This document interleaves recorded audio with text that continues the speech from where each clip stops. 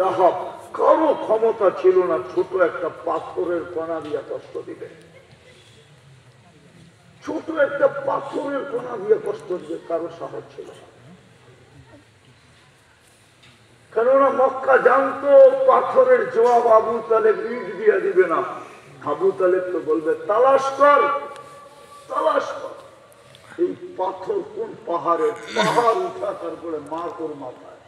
আমার ভাতিজাকে কষ্ট 5 বৎসর অবরুদ্ধ জীবন কাটাইছেন ভাতিজার জন্য।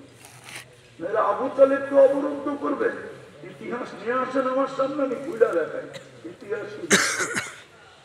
আবু তালেবের দিকে আঙ্গুল উঠাইলে তো পাঞ্জাব থেকে পৃথক হয়ে যেত, ওকে করবে অবরুদ্ধ।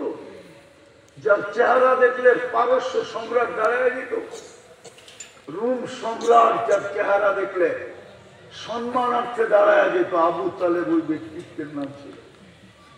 যেমন সুন্দর, তেমন সুদর্শন, তেমন বাহাদুর ছিলেন না। মুহাম্মদুর রাসূলুল্লাহকে 44 বছর 10 দিন পালছেন।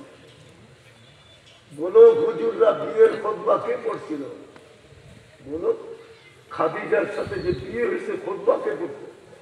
বলো হুজুররা কে পড়ছে? আবু তালেব খুতবা পড়ছে, বুখারীতে আছে, বাবার ভিতরে আছে। আবু তালেব খুতবা পড়ছে। হায় হায় হায়, চলতো একজনের কাঠই চলা। একজনের কাঠ যদি না চলতো তো আল্লাহ কেন বলতো বন্ধু কাসামতুল কিয়ামত ইসমাইল, কিয়ামত 2 ভাগে বিভক্ত। আমি জানি কিয়ামতের দিন কারো সাহস নাই উম্মতি বলে চিৎকার দেওয়া, একমাত্র আপনি দিবেন আর কেউ না।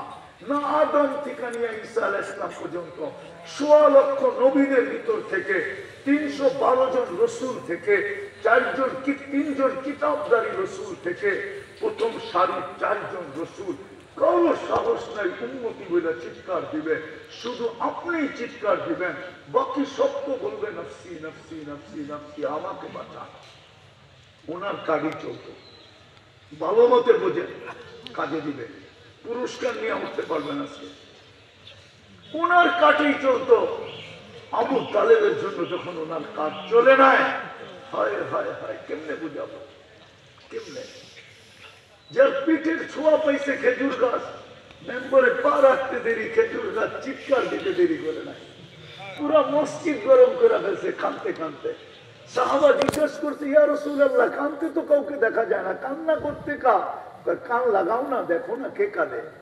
তো কান লাগায় দেখে খেজুর গাছ কাঁদে। মেম্বর থেকে নাইমা এসা হাতে হাত বুলায় বলছেন, কাঁদিস না। খেজুর গাছ শুধু কাঁদতে ছিল না, আমার তাখাইয়ুল বলে, ধারণা বলে, ও বিলাপ করতেছিল যে এই মেস্তরি কোত্থেকে আসলো, ওই প্রযুক্তি কোত্থেকে শিখলো, ও কাঠ কই পাইলো, ও মেম্বর কেন বানাইলো, আমাকে বঞ্চিত কেন করলো। আল্লাহ রসুল বলছে, পায়ের নিচে রাখবো তোকে, তোর উপরে পাও দিয়া মেম্বরে উঠবো। আমার বয়স হয়ে গেছে, আমি আর দাঁড়ায় খুতবা দিতে পারি না, লম্বা লম্বা খুতবা দিতে হয়, একটু মেম্বরে বসলে আমার জন্য ভালো হবে। আমি তোকে আশ্বস্ত করতেছি, জান্নাতে নিয়ে যাব। তুই দুনিয়া আমাকে খেজুর খাওয়াইতে পারিস না, জান্নাতে খেজুর দিবি, আমি মজা করে খাবো। যার পিঠের ছোঁয়ায় খেজুর গাছ ছেড়া দিলে কাঁদে, চাচাকে এরকম 2 হাতে কবরে নামাইছেন, এরকম 2 হাতে নামায় একটা চিৎকার দিতে, আম্মি আম্মি মা তারাক্তালি সাবিলা, চাচা আমার জন্য কোনো রাস্তা রাখলেন না। বলছিলাম কলেমা পড়লেন না, বলছিলাম ঠোঁট হেলান উচ্চারণ করতে হবে না, আল্লাহকে বুঝায় নিব, তাও করেন নাই। বলছিলাম চুপ থাকেন, চুপ, কিচ্ছু বললেন না। আপনি এক শেষমেশ একটা চিৎকার দিলেন, আলা মিল্লাতি আব্দুল মুত্তালিব, বইলা চলে গেলেন, আমার জন্য কোনো রাস্তা রাখলেন না। ও শিবপুরের মানুষ, একটু ভাবেন না কালকে চেহারাটা কি করে দেখাবো। ও যুবক, তোমাকে যে আল্লাহ যৌবন দিয়া সাজাইলো, কালকে কি চেহারা দেখাবে বলো, বলো বলো বলো বলো,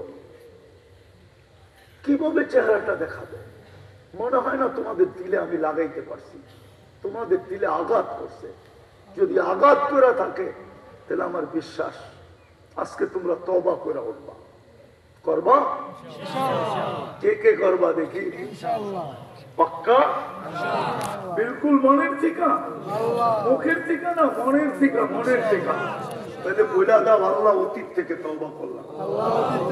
আরে বলো বলো বলো, অতীত থেকে তওবা করলাম।